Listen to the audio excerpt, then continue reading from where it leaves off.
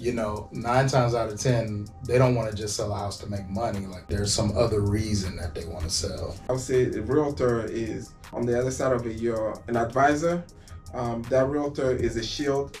I mean, somebody once told me that cheap work ain't good and good work ain't cheap. We not all drive nice car, wear expensive clothes, and have a lot of money. No. We don't get paid to open doors, we get paid to get you the key.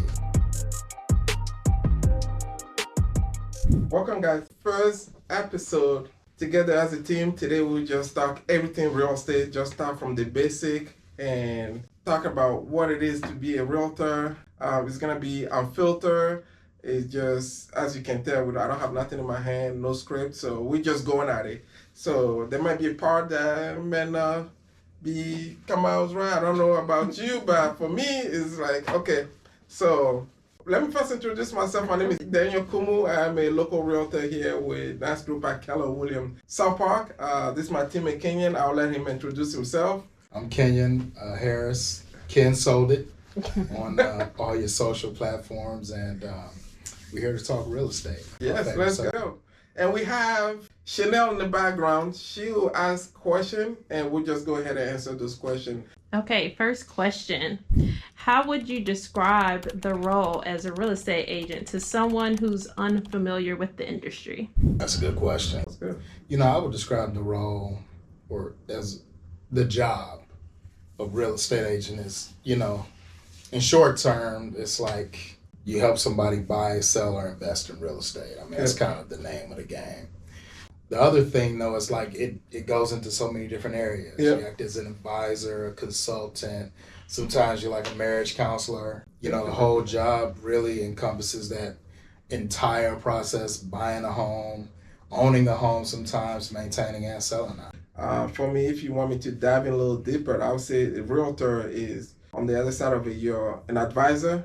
That realtor is a shield because that realtor absorb all the shot before it comes to you. So we take those shots, we analyze them, and whatever needs that we feel you need, we'll send it to you. Otherwise, we'll protect you against anything. And also, the last thing I'll say, a realtor is you using a leverage. You're buying a leverage using a realtor. So okay, great answer. So next question, what skills do you believe are essential to be successful in? What would you say? One thing I would say, you have to be a chameleon. Did I say it right? Yeah. You have to be able to change color depending on your environment. So if you are not a chameleon and you only do things one way, real estate might not be the field for you. Right. That is for sure. Adaptability, I think that is one of the most sought after skills in a real estate agent. I think the other thing too is you have to be somebody who can listen and compartmentalize, right? Right. Because a lot of times when somebody says they want to, let's say somebody comes in and say they want to sell a house. Yeah. 9 times out of 10, they don't want to just sell a house to make money. Like there's some other reason that they want to sell. So being able to kind of dig deeper, go a little bit further to understand somebody's motivation and help them achieve that goal. Because the house typically is just part of the goal. Yep. So I would say being able to listen to that true motivation and then compartmentalize things and kind of step outside of it. Because like we're your real estate agent, we're in the foxhole with you, but it's your fight. Yeah. We're there to help you fight, but we can't take some things personal. Like if the agent on the other side is a complete jerk, we have to shield you from that. You're not going to talk to that agent. So we can compartmentalize things. We can keep our emotions out of the process because honestly, at the end of the day, it's not our house. It's your house. Okay, next question. How important is local market knowledge and how do you stay updated with the new market trends? I think local market knowledge is one of the most important things, right? Yeah. Part of that is because, I could turn on CNN, see whatever, and see all this national news about real estate. But then I can go right outside and see a completely different picture than what they paint on the national news. So I think having local market knowledge helps you to understand what's happening in your own backyard, in your own neighborhood, and because that's where the people that you work with live, right? So that's what they need to know. They don't need to know what's happening in Boise, Idaho. You know what I'm saying? Yeah. I would say yes, being hyper focused and know your market is very, very crucial in this market because even to the neighborhood, one neighborhood is different to another neighborhood. So having a realtor who is very knowledgeable on his market, you have one that might focus primarily on farmhouse or farmland, where you have one that work in the suburb of Charlotte. So those two have different knowledge of what real estate is. So having somebody who's very knowledgeable of the market, the niche, and all that stuff is very, very crucial to your success to attend to what you plan on doing. So yeah. Okay, next question. Can you share a memorable negotiation experience and what did you learn from it? I have been so many experiences. Memorable negotiation. I mean, at the end of the day, when it comes to negotiating, you want to have a win-win situation. So my minds have not ever been to be in a situation where one feel being taken advantage of. So we wanted to make sure that it is a win situation on both parties. Now, if we represent you, one thing that I would say we'll take in consideration is to make sure that put you as a client first, in the sense that just because we want a win-win situation doesn't mean we'll give the seller what he wants for the home. No, we will do a market analysis, make sure that what they're asking for is the right fit for that home and the right price for that home. So yeah, do we want it to get to a win-win situation? Yes. At the meantime, we still want to make sure that it truly is what it is to be. No, just throw a number and one person win over the other. Yeah. I mean, I would say for me, it would be one of my first transactions over in Mount Holly. And couple we were working with, they saw the house, and the listing agent was like, let your clients know it's as is, where is, blah, blah, blah. And the HVAC was acting up. And we ended up getting them a new furnace and a new HVAC system.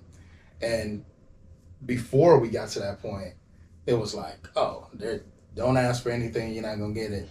But the lesson was we just asked the question. Yeah. You just asked the question, and something favorable happened for our clients that they didn't anticipate happening. So, I would say negotiation, like that's a big part of what we do.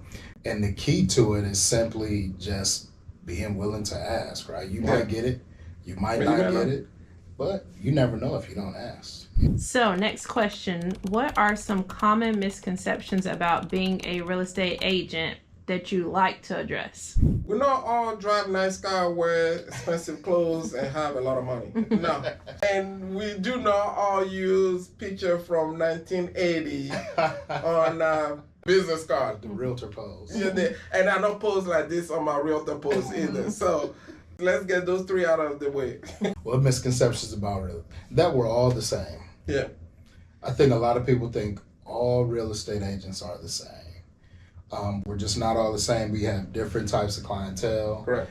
We charge different rates. Like there's not one set rate for how much a real estate agent's gonna charge you. I mean, somebody once told me that cheap work ain't good and good work ain't cheap. Right. The thing is, we just have different personalities, different ways of working, different schedules and stuff like that. And I think people think that real estate agents are kind of like the Maytag man. Yeah. You create a business through discipline, building a schedule, lead generating, talking to as many people as possible, taking all the meetings you can do and stuff like that. And I think sometimes people get a little frustrated when they come across a realtor who's like, yeah, I can meet you, but can you meet Tuesday between 2 and 4? Right? And they're like, why can't you meet me 24/7? Why can't you call me 24/7? Well, I'm not a robot. Yeah.